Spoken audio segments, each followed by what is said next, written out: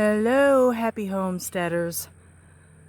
Okay, what you're looking at here is my pear tree.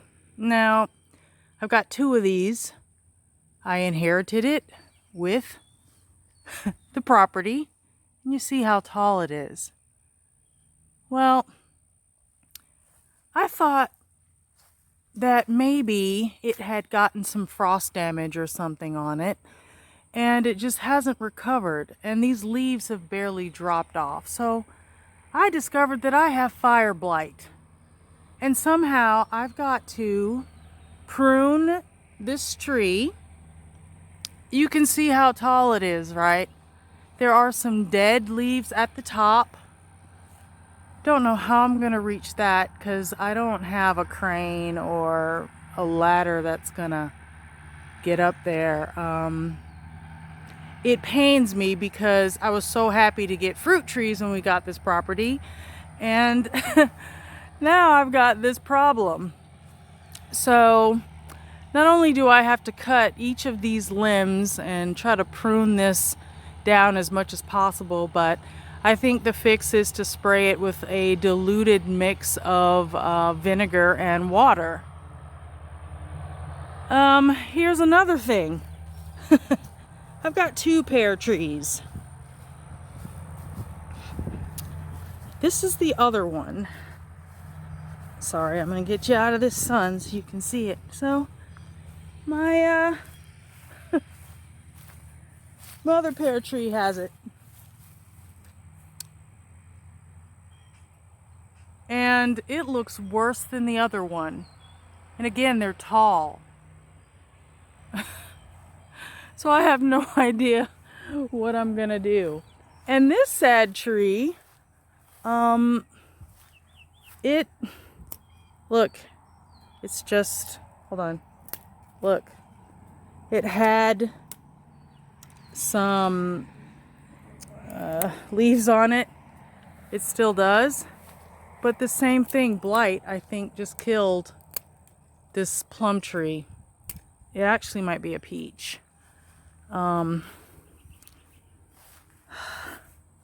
This is another peach tree, I think. Maybe it's plum.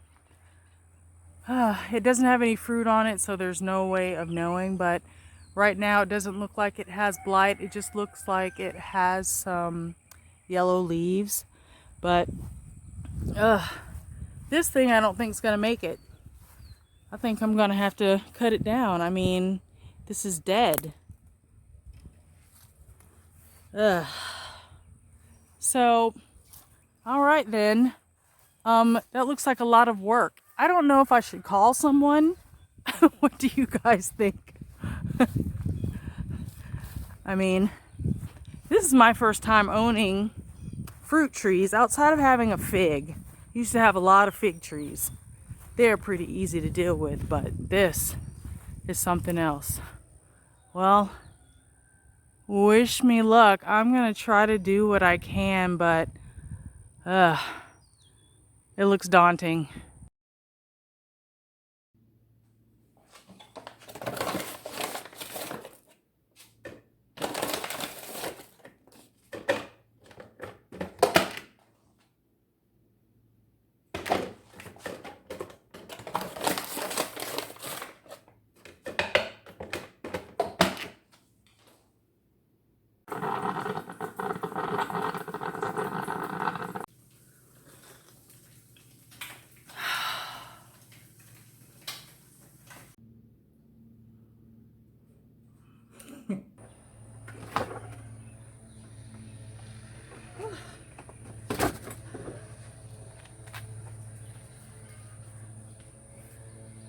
It's gonna be a hot one today.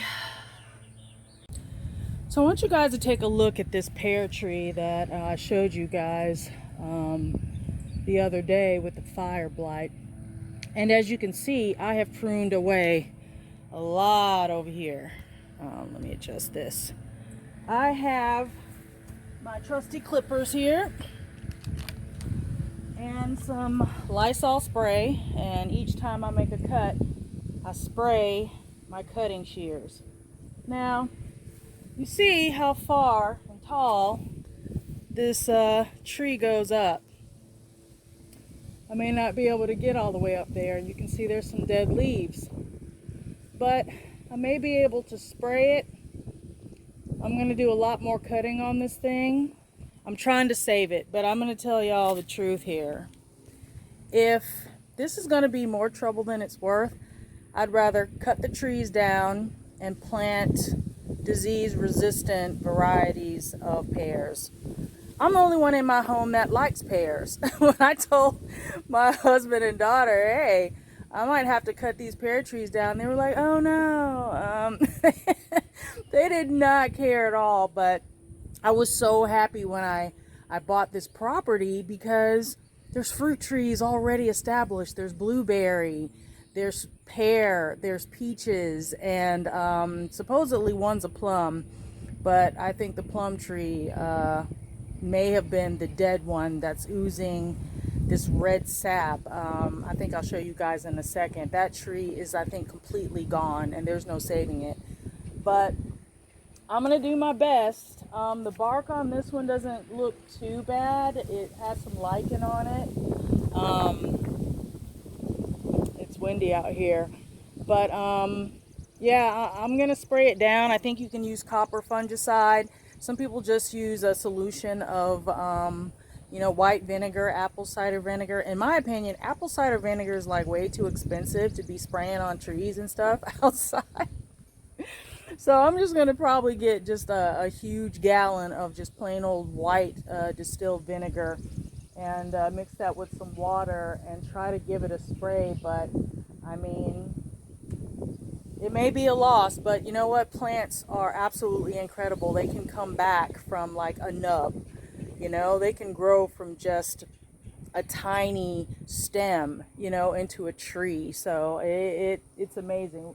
It'll be interesting. I'm not so just passionate about having pears.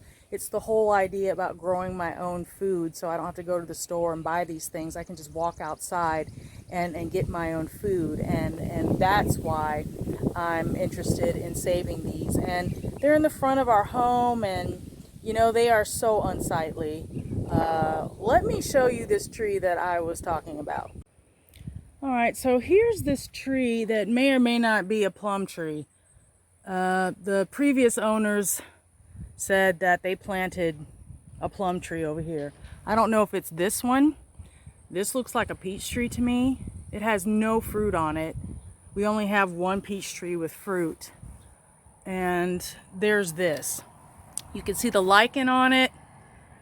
Lichen, that leads me to believe a lot of it's dead. It does have some growth, but you know, I showed you before, I was breaking off. Like, this is dead. This is kind of dead and rotted.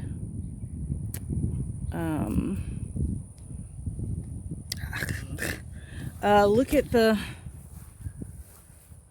base here. Yesterday it was oozing red sap, and that's usually a sign of disease. If you can see around there. Yeah, I think this one's a goner. I really don't know what else to do. It had more trees on, more leaves on it. When I bought this property, it was, you know, I was so busy trying to get the garden and stuff together. That's the thing about homesteading. You just don't, by the time you get a hold to a property that already has stuff, you may already be dealing with problems that you didn't ask for and problems you didn't know about. Here's that other pear tree I showed you before. All the way to the top is the blight. So I'm going to prune this one too and see what I can do about trying to save it. But I mean, like I said, I've got my chainsaw ready and ready to go. But I'm going to make some more cuts on the one I started on, and we'll see what we can do. Have any of you had problems with Fireblight?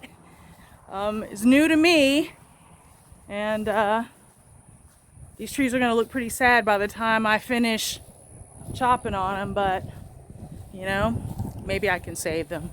Who knows? It's all just, a lot of it's just our own efforts and Mother Nature, and she's gonna make the call either way. So yeah, leave a comment and see if have you guys recovered from Fireblight. You know, have you been able to deal with this, and what did you do? Did you have trees this big? I don't really want to call out a professional company to take care of it. I don't know how passionate I am about saving this particular pear tree. It doesn't make or break my property. It does make it look better. I like having a couple trees in the front, but I don't know. Like I said, I'm torn. The fact that I was out here last night at 8 o'clock when the sun had gone down to work on it means that I do care. So we'll see. All right, so I have pruned as much as I can, but what I have decided is I may have to get hubby to do it. I think I'm gonna cut this tree off right about here, because as you can see where those cracks begin, that's kind of where that fire burn is starting. So I'm going to treat this tree kind of like a crepe myrtle. This limb here is going to go, because as you can see there's a lot of brush up there, and then this main one. I've gotten all the smaller ones around it. So I think it'll bounce back. Like I said, trees are pretty resilient, but I tried to use a chainsaw, but I kind of got a shoulder issue. So instead of doing it myself, I'm gonna have to get a man to help me out here. And I couldn't get the thing to start. I did everything I was supposed to, so he's more mechanical than I, so I might have him tinker with it. But in the meantime, this is it, guys. I'm gonna call it a day on this one. I may start working on the one over there, and since we bought this property, do you see this beautiful red bush? That bush has got to go, because it is blocking. Like, I don't know why they thought this was a good idea if they just let it grow there. But why would you block the front of your property and door like this? This is bad feng shui just to begin with.